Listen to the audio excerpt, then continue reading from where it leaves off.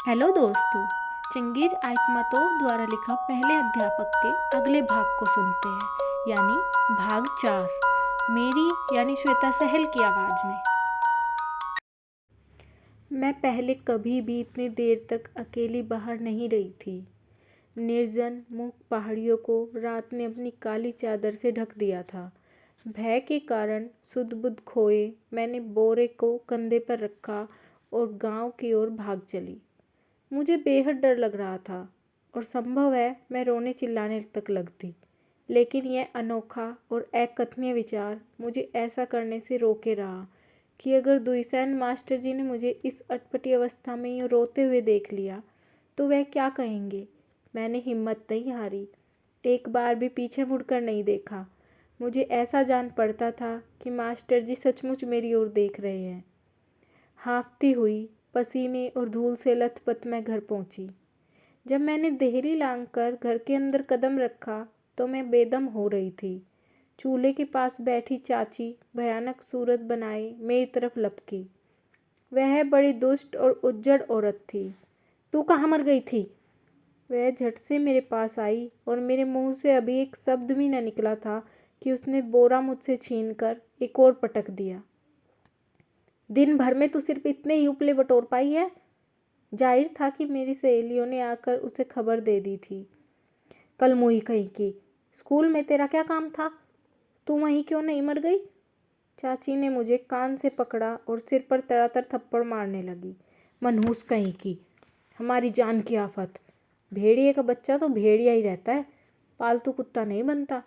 लोगों के बच्चे सब कुछ घर में ला रहे हैं और यह घर से बाहर ले जा रही है। मैं तुझे स्कूल का मज़ा चखाऊंगी। उसके नज़दीक तो अब जाकर देख, तेरी टांगें न तोड़ दी तो कहना, मैं तेरी जान ले लूँगी। मरते दम तक तो स्कूल के नाम से थर्राती रहेगी। मैं कुछ नहीं बोली, केवल इतनी कोशिश करती रही कि रोऊं चिल्लाऊं नहीं। केवल बाद में, जब मैं चूल्हे के पास बैठी आग की देखभाल कर रही थी, अपनी भूरी बिल्ली को धीरे धीरे सहलाती हुई रोने लगी। पर दिल ही दिल में, भीतर ही भीतर मेरे रोने का उसे हमेशा पता चल जाता था और वह कूदकर मेरे घुटनों पर आ बैठती थी। मैं इसलिए नहीं रो रही थी कि चाची ने मुझे पीटा था, उसकी तो मुझे आदत पड़ चुकी थी। मैं इसलिए रो रही थी कि चाची कभी भी मुझे स्कूल नहीं जाने देगी। इसके 2 दिन बाद सुबह के वक्त गांव में ज़ोर ज़ोर से कुत्ते भौंकने लगे और लोगों की आवाज़ें सुनाई देने लगी। पता चला कि दुईसैन घर घर जाकर बच्चों को स्कूल ले जाने के लिए इकट्ठा कर रहा है। उन दिनों सड़कें नहीं थी, मिट्टी के बेढब से हमारे अंधेरे घर किसी कर्म के बिना जहाँ तहाँ बिखरे हुए थे। जिसका जहाँ मन होता वहाँ अपना घर खड़ा कर लेता। दुईसैन घर घर जा रहा था और बच्चे शोरगुल मचाते हुए उसके साथ साथ चल रहे थे। हमारा घर गांव के ठीक छोर पर था। उस वक्त मैं और मेरी चाची लकड़ी की ओखली में बाजरा कूट रही थी और चाचा कोठरी के पास गड्ढे में से गेहूं निकाल रहे थे। वह मंडी में गेहूं ले जाने वाले थे। लोहारों की तरह हम बारी बारी से ओखली में भारी मूसल मार रही थी। फिर भी मैं कनखियों से यह देख लेती कि मास्टर जी अभी कितनी दूर है। मैं डर रही थी कि कहीं वह हमारे आंगन तक आए ही नहीं। और हालांकि मैं जानती थी कि चाची मुझे स्कूल नहीं जाने देगी, फिर भी मैं चाहती थी कि दुईसैन इधर आए और कम से कम यह देख ले कि मैं कहाँ रहती हूँ। मैं मन ही मन मास्टर जी की मिन्नतें कर रही थी कि वह हमारे आंगन तक आए, बिना चले नहीं जाए। सलाम वालेकुम। घर की मालकिन, खुदा आपकी मदद करे, वरना हम सब आपकी मदद करेंगे। देखिए तो हम कितने हैं, दुईसैन ने मजाक में कहा। मास्टर जी के पीछे स्कूल के भावी छात्र खड़े थे। चाची जवाब में कुछ बुदबुदाई, पर चाचा ने अनाज वाले गड्ढे में से सिर ऊपर नहीं उठाया था। दुईसैन घबराया नहीं। बड़े कामकाजी ढंग से वह आंगन के बीचों बीच पड़े लकड़ी के कुंदे पर बैठ गया और पेंसिल और कागज़ हाथ में लेकर बोला, आज स्कूल में पढ़ाई शुरू होने वाली है। आपकी बेटी की उम्र क्या है? कोई जवाब दिए बिना चाची ने गुस्से से मूसल को ओखली में मारा। स्पष्ट था कि वह बात नहीं करना चाहती थी। मैं अंदर ही अंदर सिमटी जा रही थी। अब क्या होगा? दुष्यंत ने मेरी ओर देखा और मुस्कुरा दिया, और जैसे कि उस बार हुआ, मेरा रोम रोम पुलकित हो उठा। आल्तिनाई, तू कितने साल की है? उसने पूछा। मुझे जवाब देने की हिम्मत नहीं हुई। इससे तेरा क्या मतलब? बड़ा आया है इंस्पेक्टर, चाची झुंझलाकर बोली। यह नहीं पढ़ेगी। जिन बच्चों के माँ बाप हैं वे भी नहीं पढ़ते, और इस यतीम की तो बात ही क्या। तूने काफ़ी भीड़ इकट्ठी कर ली है, जा इसे स्कूल ले जा, यहाँ तेरा कोई काम नहीं है। दुष्यंत उछलकर खड़ा हो गया। जरा सोचिए तो, क्या कह रही है आप? कोई यतीम हो तो इसमें उसका क्या दोष? क्या कोई ऐसा भी कानून है जिसके मुताबिक यतीमों को पढ़ने की इजाज़त न हो? मुझे तेरे कानूनों से कोई मतलब नहीं, मेरे अपने कानून हैं, यहाँ तेरा हुक्म नहीं चल सकता। हमारे कानून सभी के लिए बराबर है। अगर आपको इस लड़की की ज़रूरत नहीं तो हमें, सोवियत सत्ता को, इसकी ज़रूरत है। अगर आप हमारा विरोध करेंगी तो हम आपको सबक सिखा देंगे। बड़ा आया सबक सिखाने वाला, हाथ कमर पर रखते हुए चाची ने ललकारा। इस पर कौन हुक्म चलाएगा? मैं जो इसे खिलाती पिलाती हूँ, या तू, जिसका बाप भी आवारा था और जो खुद भी आवारागर्दी करता हुआ यहाँ आ टपका है? न जाने यह किस्सा कैसे ख़त्म होता, पर उसी वक्त कमर तक नंगे चाचा गड्ढे में से बाहर निकले। जब कभी भी उनकी बीवी यह भूल कर कि घर में घर का मालिक, उसका खाविंद, मौजूद है, बढ़ चढ़कर बातें करती, तो चाचा आपे से बाहर हो जाते थे। इसके लिए वह चाची को बड़ी बेरहमी से पीटा करते थे। लगता था कि इस बार भी वह गुस्से से उबल रहे थे। अरे ओ! गड्ढे में से निकलते हुए उन्होंने चिल्लाकर कहा। कब से तू घर की करता धरता बन गई है? कब से तूने हुक्म चलाना शुरू कर दिया है? थोड़ा बोला कर, ज़्यादा काम किया कर। और तू, तास्तान बेग के बेटे, ले जा लड़की को, चाहे तो पढ़ा, चाहे भून डाल इसे, और अब निकल जा हमारे आंगन से।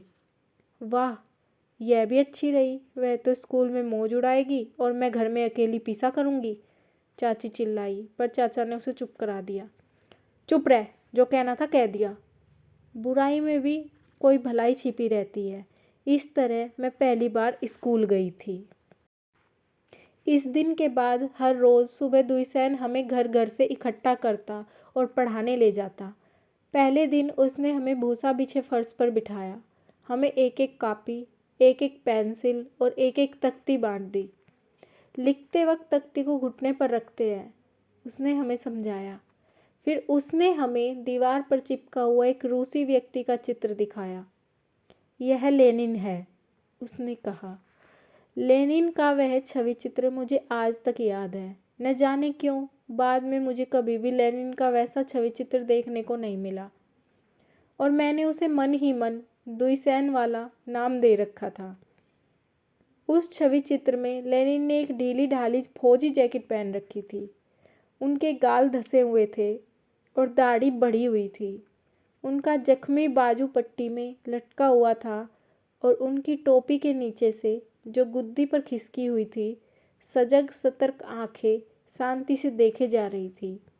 उनकी कोमल सहानुभूतिपूर्ण दृष्टि हमसे कह रही थी, काश तुम जानते बच्चों, कैसा उज्जवल भविष्य तुम्हारी राह देख रहा है।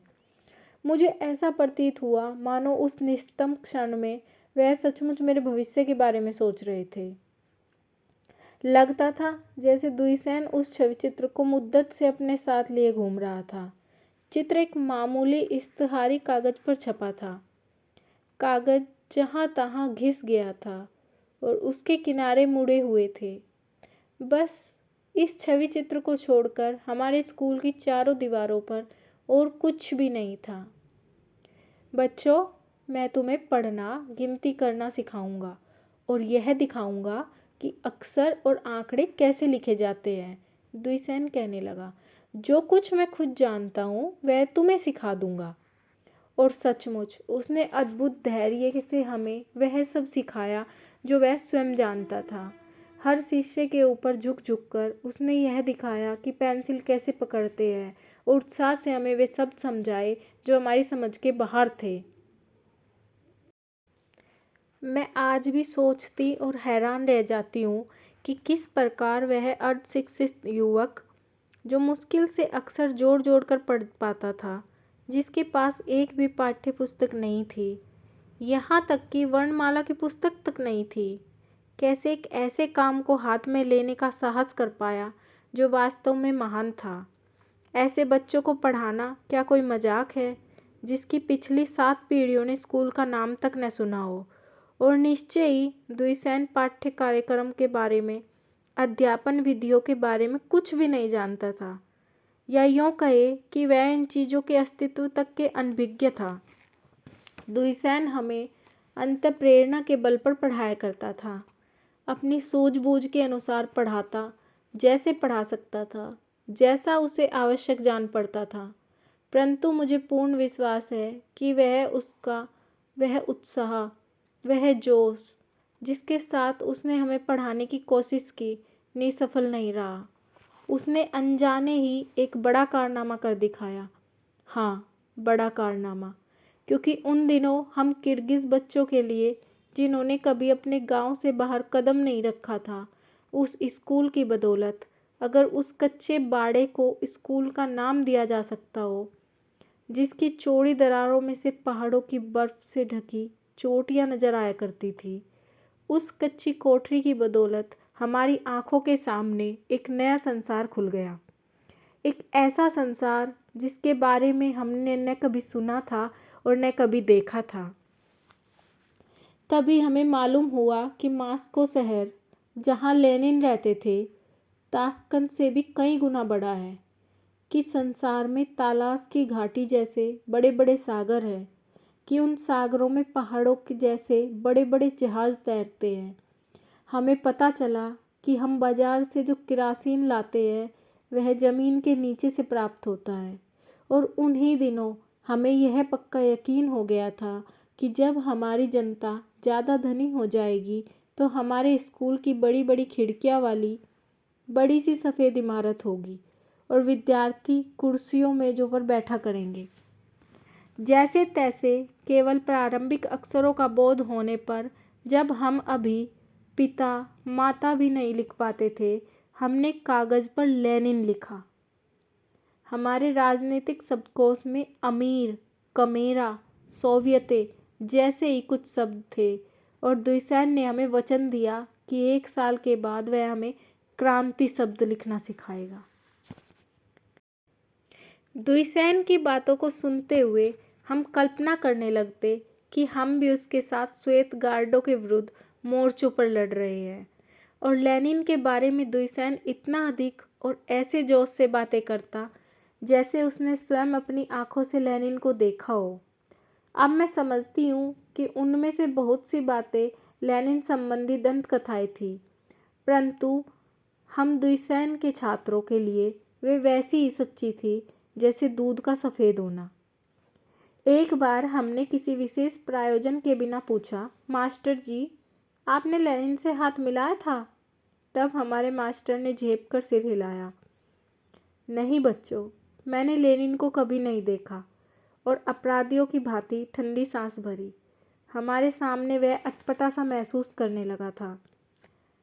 हर महीने के अंत में द्विसैन अपने किसी काम से हल्का केंद्र जाया करता। वहाँ वह पैदल जाता और 2-3 दिन के बाद लौट आता था। अध्यापक की अनुपस्थिति में हम अपने को खिन्न और उदास महसूस करते। अगर मेरा अपना सगा भाई होता तो मैं उसका भी इतनी बेचैनी से इंतजार न करती, जिस बेचैनी के से मैं द्विसैन के लौटने का इंतजार किया करती थी। चोरी छिपे, ताकि चाची न देख पाए, मैं बार बार आंगन के पिछवाड़े भागती हुई जाती और देर तक स्तेपी की सड़क पर आंखें गड़ाई खड़ी रहती। किस वक्त पीठ पर थैला लटकाए मास्टर जी नजर आएंगे, किस वक्त रोम रोम को पुलकित कर देने वाली उनकी मुस्कान देख पाऊंगी, किस वक्त उनके मुंह से ज्ञान से भरे शब्द सुनने को मिलेंगे। द्विसैन के शिष्यों में मैं सबसे बड़ी थी, शायद इसी कारण मैं पढ़ाई में सबसे आगे थी। पर नहीं, मुझे लगता है केवल यही कारण नहीं था। मास्टर जी का एक एक शब्द, एक एक अक्षर जो वह हमें सिखाते थे, मेरे लिए पवित्र था। मेरे लिए इससे बड़ा, इससे ऊंचा कोई कर्तव्य न था कि मैं दुष्यंत द्वारा सिखाई जाने वाली बातों को किसी भांति ग्रहण कर पाऊँ। स्कूल में मुझे जो कॉपी दी गई थी उसे मैं संभाल कर रखे हुए थी, इसलिए मैं दरांती की नोक से ज़मीन पर अक्षर बनाती थी। कोयले से दीवारों पर, बर्फ तथा सड़क की धूल पर लिखती थी। संसार भर में मेरे लिए दुष्यंत से बड़ा कोई विद्वान और बुद्धिमान व्यक्ति नहीं था। सर्दी का मौसम आया। पहली बर्फ पड़ने तक हम एक पहाड़ी नाले को लांघकर स्कूल जाया करते थे। बाद में यह असह्य हो गया। बर्फीला पानी इतना ठंडा होता कि हड्डियां तक सुन्न हो जाती। खास तौर पर छोटे बच्चों को तो बहुत ही ज़्यादा तकलीफ होती। उनकी आंखों में आंसू आ जाते। तब दुष्यंत ने उन्हें खुद उठा उठाकर नाले के पार लाना शुरू कर दिया। एक बच्चे को वह पीठ पर बिठा लेता, दूसरे को गोद में उठा लेता और इस तरह बारी बारी से वह सभी को पार ले जाता। आज उन दिनों को याद करते हुए मुझे यकीन नहीं होता कि कभी ऐसा भी हो सकता था। पर इन दिनों अपनी अशिष्टता या अपनी बेसमझी के कारण लोग दुष्यंत पर हंसा करते थे। विशेषकर वे धनी लोग जो जाड़े में पहाड़ों पर रहते थे, वे यहाँ पंचक्की पर आया करते। कितनी ही बार जब हम नाला लांघ रहे होते तो ये लोग लाल लोमड़ी की खाल की टोपियाँ पहने, भेड़ की खाल के बढ़िया कोट डाटे, मोटे ताजे और बेकाबू घोड़ों पर सवार हमारे बराबर आ जाते। हैरत से आंखें फाड़ फाड़ कर दुष्यंत की ओर देखते, फिर ठहाका मारकर हंसते और एक दूसरे को कोहनी मारकर कहते, देखो वह क्या कर रहा है। एक को पीठ पर उठा रखा है, दूसरे को बाहों में। इस पर दूसरा अपने हिनहिनाते घोड़े को ऐड मारकर कहता, मैं भी कैसा उल्लू हूँ, पहले क्यों ध्यान नहीं दिया। यह रहा वह आदमी जिसे अपनी दूसरी बीवी बनाना चाहिए था। और घोड़ों के सूमों से उड़ती मिट्टी और कीच के छींटों से हमें तरबतर करते तथा ठाका मारते हुए वे चले जाते। उस वक्त मेरा जी चाहता कि दौड़कर इन मोटे मोटे फर कांटों वालों के पास जा पहुंचूं, इनके घोड़ों की लगामें पकड़ लूं और चिल्लाकर इनसे कहूं, तुम मूर्ख हो, पाजी हो, तुम्हारी यह हिम्मत कि हमारे मास्टर जी के बारे में यूं बकवास करो। किंतु एक साधारण बालिका की ओर भला कौन ध्यान देता। मैं केवल ठेस के कड़वे आंसू पीकर रह जाती। पर दुष्यंत इस तिरस्कार की ओर बिल्कुल ध्यान न देता, मानो उसने कुछ सुना ही न हो। वह कोई न कोई चुटकुला मजाक सोच लेता और हम सब कुछ भूलकर खिलखिलाकर हंसने लगते। दुष्यंत को बहुत कोशिश करने पर भी नाले पर पुल बनाने के लिए लकड़ी नहीं मिल रही थी। एक बार छोटे बच्चों को नाला पार करा चुकने के बाद हम दुष्यंत के साथ नाले के पास रुक गए। हमने पत्थरों और घास मिट्टी से नाले के आर पार रास्ता बनाने का निश्चय किया। सच बात तो यह थी कि गांव वालों के लिए इतना भर कह देना काफ़ी था कि वे मिलकर नाले के आर पार 2-3 लकड़ी के कुंदे डाल देते और इस तरह स्कूली बच्चों के लिए पुल तैयार हो जाता। परंतु उन दिनों लोग अपनी अज्ञानता के कारण शिक्षा को कोई महत्व नहीं देते थे और दुष्यंत को एक अजीब सा जीव समझते थे, जो बच्चों के साथ या तो इसलिए उलझा रहता था कि उसके पास करने को कुछ नहीं था, या फिर अपने मन बहलाव के लिए। उनका रवैया यह था, अगर तुम्हें ज़रूरत है तो इन्हें पढ़ाओ, वरना घर भेज दो। वे स्वयं घोड़ों पर चढ़कर जाते थे। उन्हें पुलों की क्या ज़रूरत थी। फिर भी हमारे लोग यह सोचे बिना नहीं रह पाते थे, किस लिए यह नौजवान, जो औरों से न तो किसी तरह बुरा था और न ही कम अकल, इतनी कठिनाइयों और अभाव को सहन करता हुआ, लोगों के उपहास और तिरस्कार को बर्दाश्त करता हुआ, उनके बच्चों को ऐसे हठ से मानवेतर दृढ़ता से पढ़ाया जा रहा था। कहानी में आगे क्या हुआ जानने के लिए बने रहिए मेरे साथ।